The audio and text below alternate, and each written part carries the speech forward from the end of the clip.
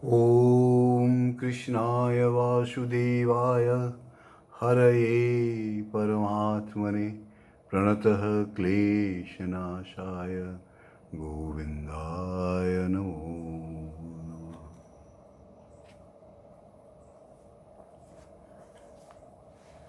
भक्तगण सादर प्रणाम। आज की चर्चा का विषय है कलकत्ता में गोस्वामी जी के एक शिष्य थे अभय नारायण, जिनकी भांजी का नाम सत्यदासी था। उसका साधन किस प्रकार हुआ और पूर्व जन्म की साधना का क्या प्रभाव पड़ता है, इस विषय में गोस्वामी जी ने वर्णन किया है।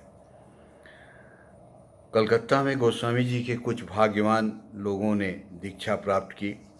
अभय नारायण की भांजी सत्यदासी उस समय छोटी बालिका थी।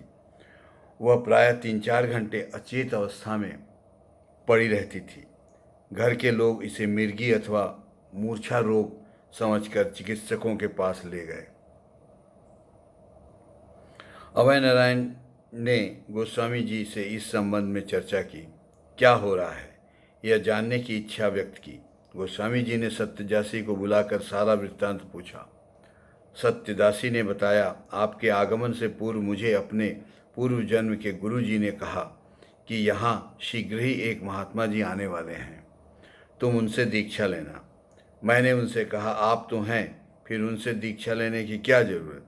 तब गुरु जी ने कहा, इस समय उन्हें दीक्षा देने का आदेश है। उनका आश्रय प्राप्त कर कुछ लोग मुक्त हो जाएंगे। सत्यदासी से सारा वृत्तांत सुनकर गोस्वामी जी ने कहा, तुम्हारे गुरु जी का आदेश शिरोधार्य है। इसके बाद उन्होंने दीक्षा प्रदान की। दीक्षा मंत्र सुनने के साथ साथ ध्यानस्थ होकर सत्यदासी जमीन से कुछ ऊपर उठ गई थी। थोड़ी देर बाद वह अपने आप जमीन पर आ गई तथा अवस्था स्वाभाविक हो गई। योगी जन कुंभक द्वारा शून्य में इस प्रकार उठ सकते हैं।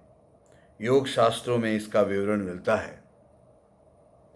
पर इस प्रकार एक अबोध बालिका को शून्य में अवस्थित होते देखकर सब दंग रह गए। पूर्व जन्म की साधना के प्रभाव से ही यह अवस्था इस अवस्था तक पहुंची। यह असंदिग्ध है।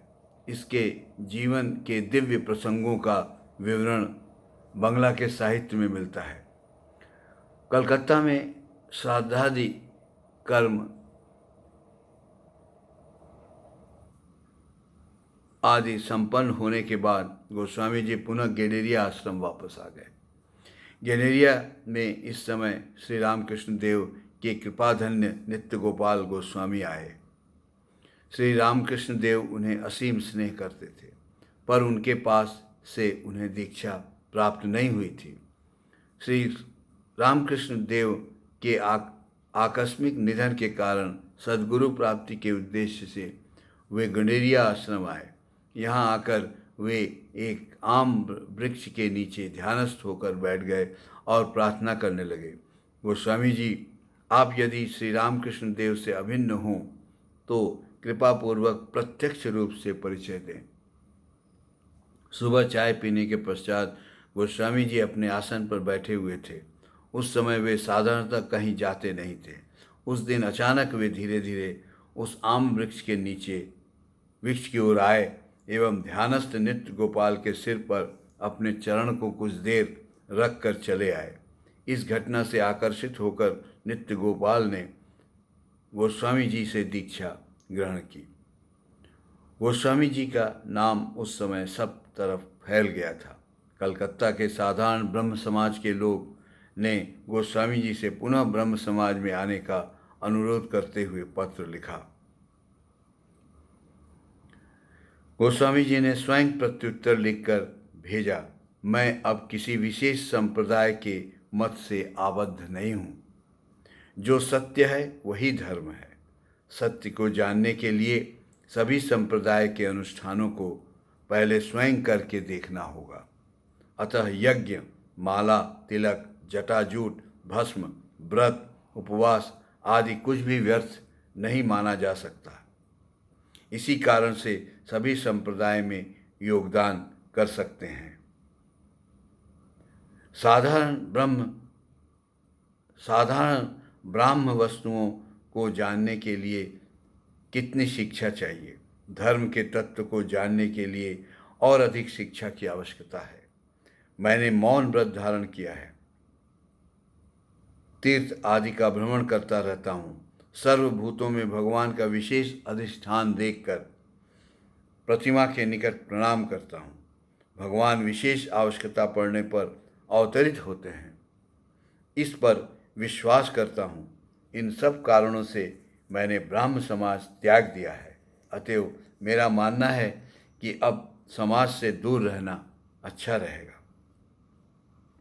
ब्रह्म समाज के संबंध में उन्होंने बाद में बतलाया था कि यह जिस उद्देश्य से स्थापित हुआ था वह पूर्ण हो गया है। गोस्वामी जी ने क्लियर कर दिया था कि ब्राह्म समाज जिस उद्देश्य से स्थापित हुआ था उसका उद्देश्य पूर्ण हो गया, इसलिए गोस्वामी जी ने ब्राह्म समाज को छोड़ दिया। अब ब्राह्म समाज के लिए न बैठकर अपनी तपस्या में मगन हो जाना अच्छा है, यह गोस्वामी जी ने समझा।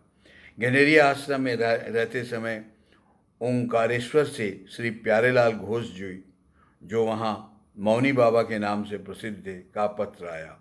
उल्लेखनीय है कि वे भी पहले ब्राह्म धर्म के प्रचारक थे। एक बार गोस्वामी जी के साथ वे प्रचार के दौरान हिजली कांथी नामक स्थान गए। वहाँ एक दिन सरोवर में कमल के फूल में देवी जी का दर्शन पाकर गोस्वामी जी भावस्थ हो गए और सरोवर में कमल को पकड़ने के लिए कूद पड़े।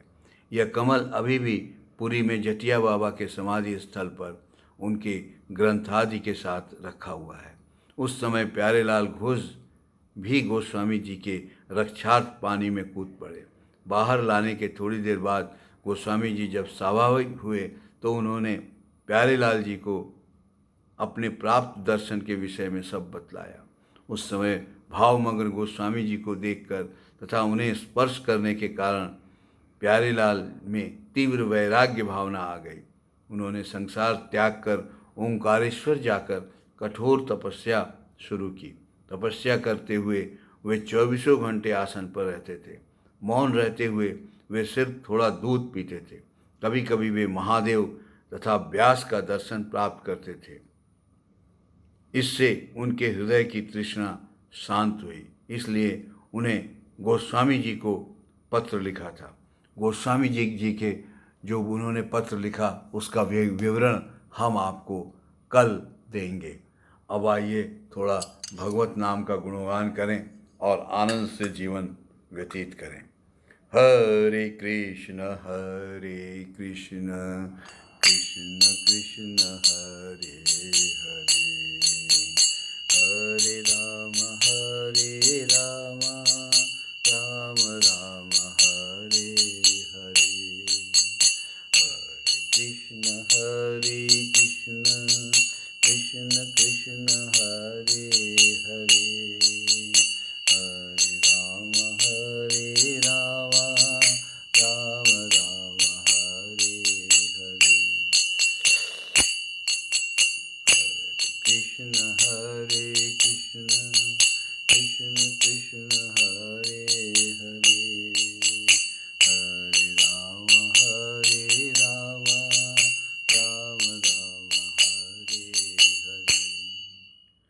भक्तगण, आप सभी से मेरा सादर अनुरोध है कि नाम जप करिए, कीर्तन करिए, पाठ करिए और आनंद से जीवन व्यतीत करिए।